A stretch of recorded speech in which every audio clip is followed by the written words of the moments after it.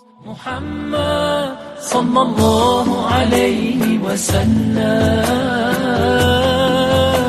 Muhammad masih pun.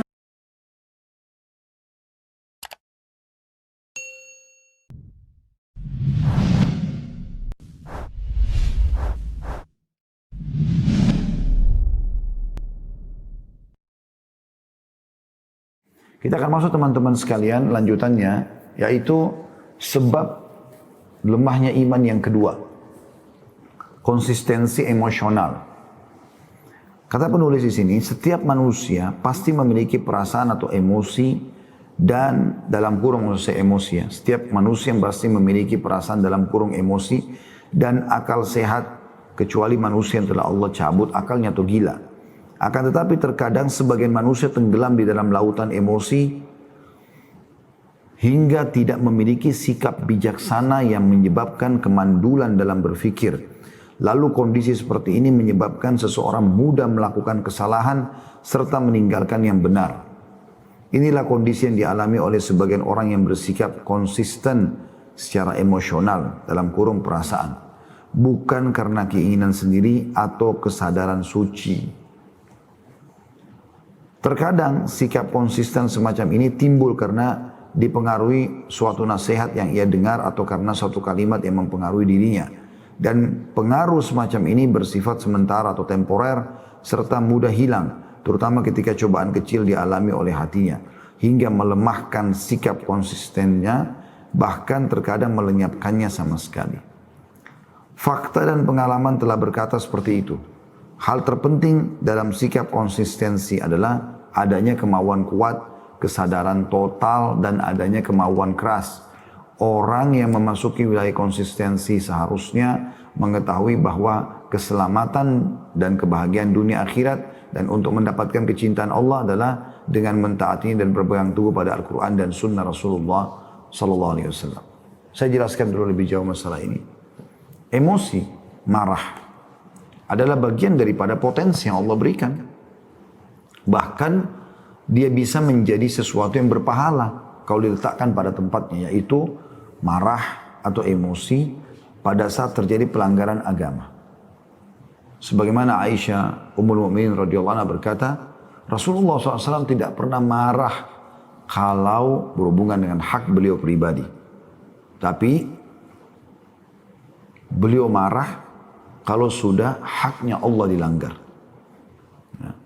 Jadi kita boleh marah. Tapi kalau misalnya kita melihat pasangan kita melanggar agama misalnya. Kita sudah ingatkan gak mau dengar. Anak kita melanggar agama. Bawahan kita melanggar agama.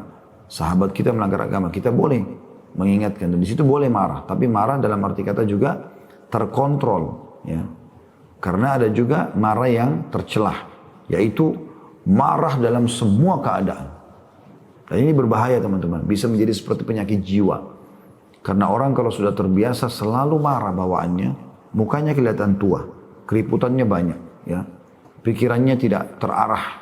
Karena dia tidak tahu harus berbicara apa, emosi, marah itu membuat pikiran kita jadi buntu, ya, mandul. Gak bisa sama sekali kita mendapatkan solusi dari permasalahan. Anda kalau lagi marah, sulit sekali untuk bisa berpikir, gitu kan. Oleh karena itu syaitan menunggangi pintu marah ini luar biasa. Dia selalu memancing emosi orang. Juga hatinya tidak tenang. Anggota tubuhnya pun tidak stabil. Berpengaruh sekali dalam kejiwaannya, dalam keputusannya, dalam pekerjaannya. Maka kontrol emosi itu. Kontrol. Nabi SAW bersabda kepada seorang sahabat, Inna fika khaslatan yuhibbuhum Allah wa rasuluh. Dalam dirimu ini ada dua sifat yang sangat dicintai Allah dan Rasulnya.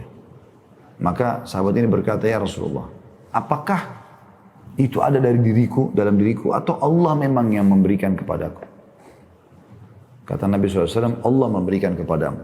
Dan kedua itu adalah al-hilmu wal-anat. Artinya, tenang dalam mengambil sebuah keputusan, walaupun dasarnya sudah sangat mengundang emosi, gitu kan, dan bijaksana. Walaupun dia dalam kondisi marah pun misalnya, dia tidak akan menentukan keputusan kecuali dengan adil, dengan benar. Seperti itulah. Di dalam surah Al-Imran, saudaraku seiman, Anda bisa buka surah nomor 3 ayat 133. Allah Subhanahu wa taala di situ menyebutkan ya. Saya berharap teman-teman coba buka surah ini, ayat ini di Al-Imran. Kalau Anda sudah buka, saya akan bacakan. A'udzu billahi minasyaitonir rajim. Bismillahirrahmanirrahim. Wasari'u ila magfirati min rabbikum wa jannatin arduha as-samawati wal ardu uiddat lil muttaqin. Dan bersegeralah kamu kepada pengampunan dari Tuhanmu. Kalau kau punya dosa, segera taubat sebelum datang ajal, menyesal nanti. Istighfarlah, ya. Taubat kepada Allah SWT, kembali kepada Allah. Dan kejar surga. Setelah itu kau sibuk dengan amal soleh. Yang luasnya seluas langit dan bumi. Yang disediakan untuk orang-orang yang bertakwa. Baik, sekarang wahai Tuhan kami ya Allah, kami ingin tahu orang yang bertakwa itu siapa saja. Supaya kami bisa diterima taubatnya, kami bisa masuk surga, menjadi penghuninya. Allah sebutkan di 134-nya. Salah satunya nanti adalah yang jadi bahasan kita ini. Allah mengatakan yaitu orang-orang yang bertakwa, alladzina yunfikuna fis sarra'i wad-dharra'i wal qadhimin al-ghaidh wal qadhimin al-ghaidha wal 'afina 'anil nas wallahu yuhibbul muhsinin. Yaitu orang-orang yang suka menafkahkan hartanya baik di waktu lapang maupun sempit. Dia lagi kaya atau dia lagi susah, tetap dia bersedekah. Itu ciri keimanan. Dan juga ini yang jadi saksi bahasan kita, orang-orang yang menahan amarahnya, ya, emosinya. Di sini kata sebagian ulama tafsir yang dimaksud dengan ghail wal qadhimin al ghail. Ghail itu adalah marah yang bisa dilampiaskan karena dalam kondisi benar. Kita benar dan kita bisa emosi marah, tapi kita tidak lakukan itu. Itu namanya qadhimin al ghail. Dijanjikan surga. Kemudian yang ketiga, wal afina 'anil nas, dan suka memaafkan kesalahan orang. Allah menyukai orang-orang yang berbuat kebajikan. Pernah terjadi teman-teman sekalian, ada satu orang kaya raya tapi dia orang berilmu, tentunya berilmu agama, Masya Allah, salah satu orang mukmin, hamba-hamba Allah yang dipilih. Dia lagi duduk sama tamunya, kemudian dia suruh seseorang untuk budaknya atau sahayanya untuk menyiapkan makanan. Ringkas cerita, dibuatlah makanan itu di sebuah wadah kuah kari kambing yang sangat panas. Si budak ini jalan, pada saat jalan subhanallah mendekat dengan majikannya, kakinya kesentuh karpet ya, yang terlipat. Pada saat itu jatuh, tumpahlah semua kuah panas di badan tuannya atau majikannya. Di sini teman-teman Anda bisa bayangkan kalau Anda tertumpah minuman panas. Apa yang terjadi? Apa yang terjadi? Anda pasti akan marah. Kita kena sedikit saja air panas, tangan kita sudah marah gitu kan. Ini kalau tidak terkontrol gitu. Maka tumpahlah. Subhanallah, Allah seperti mengilhamkan di hati si budak ini atau hamba sahaya ini. Dia langsung bilang sama majikannya, karena dia juga faham agama, majikannya faham agama. Dia mengatakan, wahai Tuhan, Allah telah berfirman. Maka tuannya dalam kondisi marah, ya tadi tumpah kuah panas di badannya di depan tamunya. Begitu mendengar Allah berfirman, dia tenangkan dirinya. Lalu dia mengatakan, bacakan ayatnya. Dibacakanlah ayat ini. Alladzina yunfikuna wal qadhimin al ghaidh. Dan orang-orang yang bisa mengontrol emosinya pada saat dia bisa melampiaskan, dia benar. Maka tiba-tiba tuannya tadi yang lagi panas badannya semua mengatakan, saya sudah mengontrol emosi saya. Artinya saya tidak akan lampiaskan emosi ini. Kata budaknya, belum selesai Tuhan ayatnya. Kata dia, bacakan lanjutannya. Dikatakan, wal afina 'anil nas.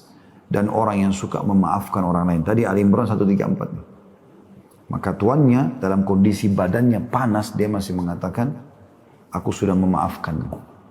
Kata budaknya, belum selesai ayatnya Tuhan.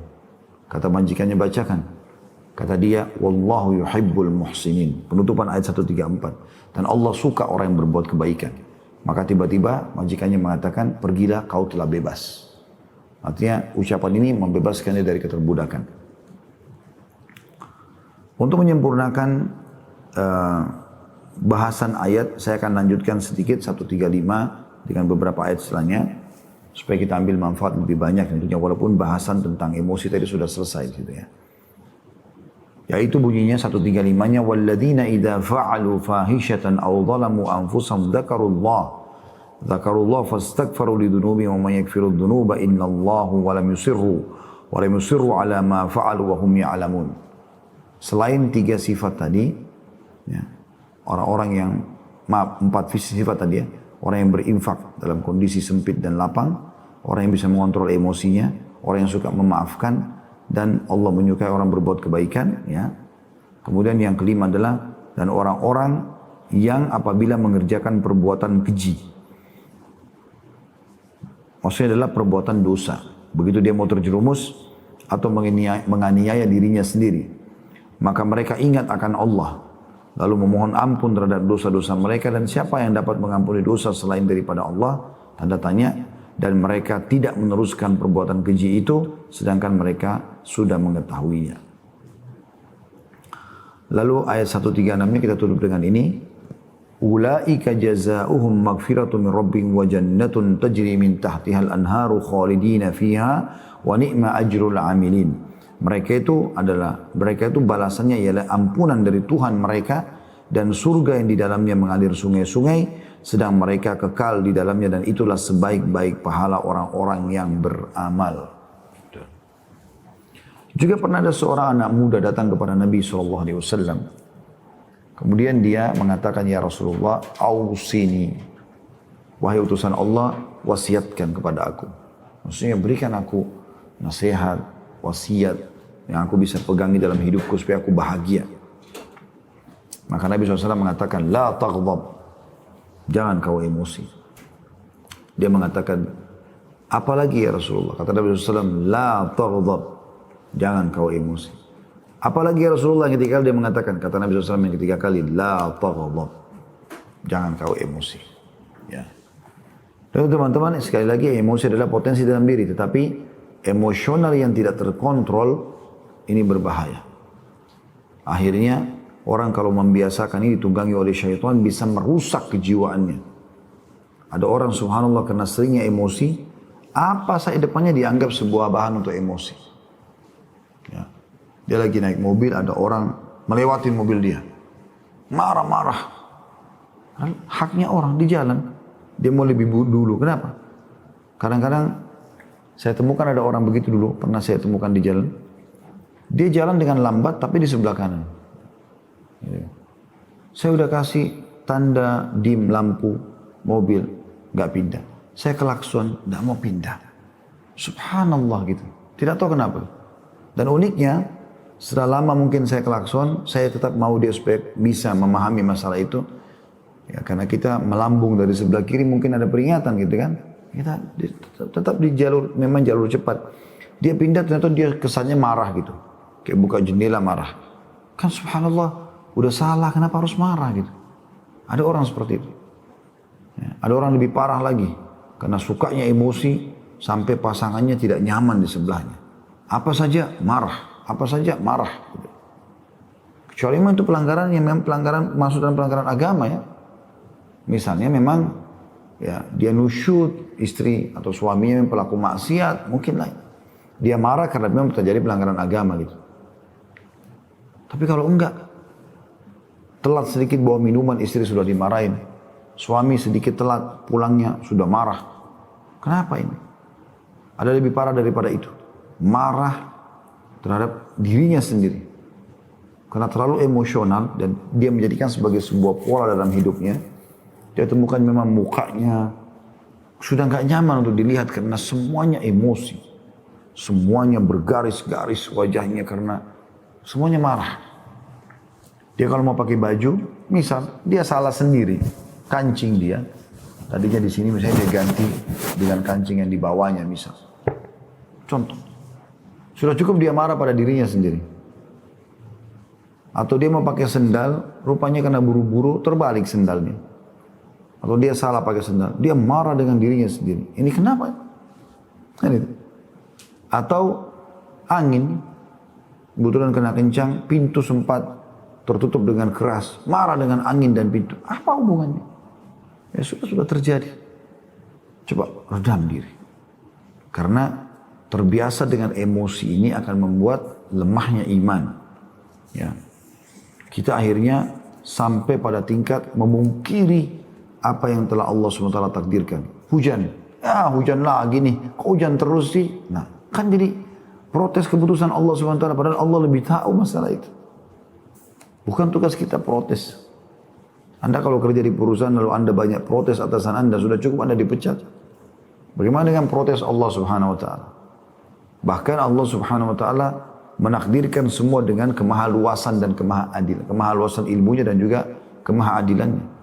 Allah tahu kenapa di sini turun hujan, kenapa di sini jarang turun hujan, kenapa di sini turun salju. Semua itu ciptaan Allah Subhanahu Wa Taala. Allah lebih tahu. Sebagaimana pemilik perusahaan tahu kenapa dia harus cat warna coklat dinding kantornya, kenapa dia harus pilih jenis komputer ini buat pegawainya, kenapa dia harus kasih tentukan jam kerja, dia lebih tahu. Dan orang yang bekerja cuma tahu ikutin saja peraturan. Kapan dia protes kemungkinan besar dia akan dikeluarkan, gitu kan. Seperti itu kurang lebih. Maka harus kita kontrol tentang masalah emosi ini, karena kalau tidak maka akan jadi masalah baru dalam hidup seseorang. Dan itu bisa melemahkan imannya, selemah-lemahnya itu.